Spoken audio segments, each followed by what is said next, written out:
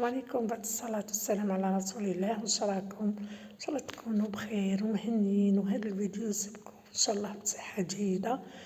اليوم حبيباتي جيتكم بهذه التدبيرة اللي او بهذه العقدة تاع الشوربة او حريرة اللي تخلي الشوربة تاعك تجيب بنتها بنة تجي رائعة في البنة حبيباتي. تجي روعة هاد العقدة هذه في الشوربة. نتمنى ان شاء الله ديروها وتدعوا لي. كيما راكم تشوفوا حبيباتي نبداو هنا بسم الله. هنا عندي حشيش، حشيش الشوربة ولا حشيش كانوا يقولوا له حشيش مقطفة، وكاين اللي يقولوا له تاني القزبر. بعد ما نقيته هنا عندي 2 ربطات كبار. بعد ما نقيته مليح نحيت له كامله دوك الاوراق الصفوره وهذوك الاغصان اللي جو عاصيين فيه يابسين نحيهم. ومن بعد نغسلهم مليح ونخليه يقطر تماما. لازم حبيباتي يقطر كامل من الماء تاعو. غسلوه زعما ديروه وجدوه الصباح، العشيه خدموه خلوه في كسكاس يقطر مليح، العشيه خدموا به. من بعد حبيباتي كيما راكم تشوفوا كيما درت الحشيش مقطفه او القزبر درت للنعناع كذلك. من النعناع درت 2 ربطات، واللي تحب تكتر ولا تنقص كيما تحبوا حبيباتي. المهم وكاين اللي تحب دير تاني الكرافس، تقدر دير شويه تاع الكرافس 1-2 عيدان تاع الكرافس راح تزيد كذلك في البنه. انا ما درتوش، اللي تحب ديرو راح يزيد في البنه حبيباتي. هنا بعد ما نقيت ما قطعت هذاك القزبر ديالي، هنا انا قطعت النعناع. وتقدروا ديروه تقطعوه غير على 2 وديروه في الاشوار ترحيوه مع المواد اللي راح تشوفوها معايا، ولكن انا قطعته هنا باش نسهل على الاشوار ديالي. هذه هي حبيباتي. احنا بعد ما قطعته كامل كما راكم تشوفوا، وهذوك العيدان تاع النعناع اللي جو من تحت جو شويه يابسين ما درتهمش، ولكن كفكره حبيباتي تقدروا ديروهم في كيس بلاستيكي ولا بواط مونجي ولا وديروهم في المجمد راح تصيبوهم. كديروا النعناع في السهرة رمضان، كديروا قلتلكم النعناع عفوا كديروا لاتاي راح تصيبوهم كي الحسنه. ما يكونش عندك النعناع ما يكونش واجد، راح تصيبيهم وديري بيهم لاتاي ديالك. هنا كيما راكم تشوفوا حبيباتي جبت الاشوار ديالي اني ندير في هذاك القزبر والنعناع. وعندي كذلك السر اللي يعطي بنة. دوك نروحوا ليه هنا قبل ما يفوتني الفيديو. هنا درت توابل، درت قزبر ملحي، راس الحانوت، فلفل اسود ديروا غير ملعقه صغيره. من كل تابل درت ملعقه كبيره. هذه هي درت القزبر قلت لكم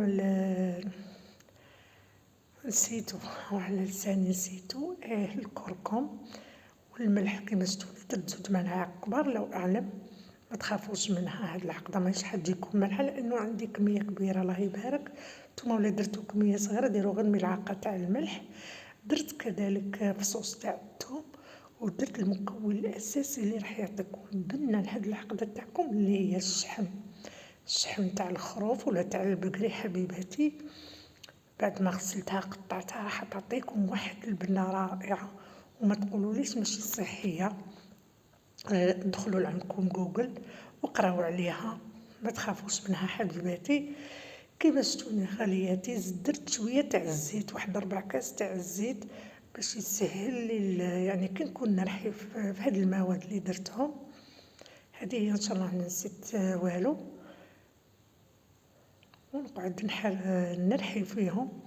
انا ولا شفتوه ما رحلكمش مليح. تقدروا ديروا شويه تاع الماء، واحد نص فنجان تاع الماء يساعدكم باش يترحى لكم كلش. وقعدوا ترحوا هكذايا، رحوا وحبسوا حبيباتي باش ما تفسدوش الاشواغ تاعكم. هذه حتى تحسوا كامل هاد المكونات ترحاو لكم مليح وماهوش يبانو هداك العيدان هادوك تاع القزبر وتاع النعناع يولو ما يبانولكمش. علاش قلتلكم حبيباتي مديروش هادوك الأغصان اللي يكونو يابسين.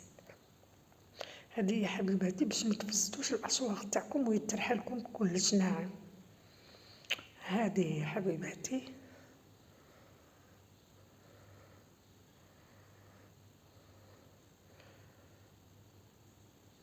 والله صدقوني حبيباتي هاد العقدة تصيبوها كي الحسنة.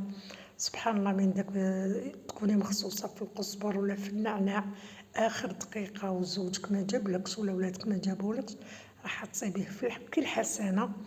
وكي ديريه راح يمد يعني واحد الريحة رهيبة للشربات تاعكم أو الحريرة. هذه يا حبيباتي بعد ما رحيت الكمية الأولى استرحيت الكمية الثانية كيما راكم تشوفوا. شوفوا هنا اللون ماشي كيف لأنه الأولى كنت درت فيها التوابل. هذه كنت رحيت غير الحشيش والقزبر والنعناع وهذيك الشحمة.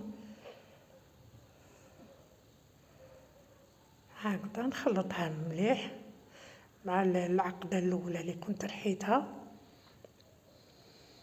وما تنسوش كمية تاع الزيت حبيباتي اللي هي واحد 4 فنجان فقط، ماشي 4 فنجان 4 كاس عفوا تاع الزيت ديروها تاني كي تكونوا ترحوا في الحشيش هذاك او القزبر والنعناع. لانه هذاك الزيت حبيباتي هو راح يكون حافظ لهاد العقدة ديالكم هو والملح. وكذلك كي ديروها في الكونجيلاتور ديروها في لي بواطو تحطوها في الكونجيلاتور كي تحبوا تجبدوا منها راح تصيبوها طريه ماش تصيبوها يعني جامده راح تصيبوا العقده تاعكم طريه. هذه هي غالياتي. انا بعد ما خلطتها مليح هنا كنت عقمت يعني البلاور تاعي كنت غليتهم وخليتهم لهوا نشفوا مليح بعد ما قطروا. هذه يا حبيباتي يعني باش يتعقموا لي.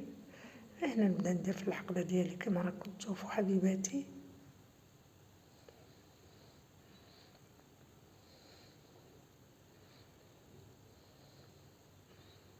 هكذا نعمر كامل البلاور اللي يعني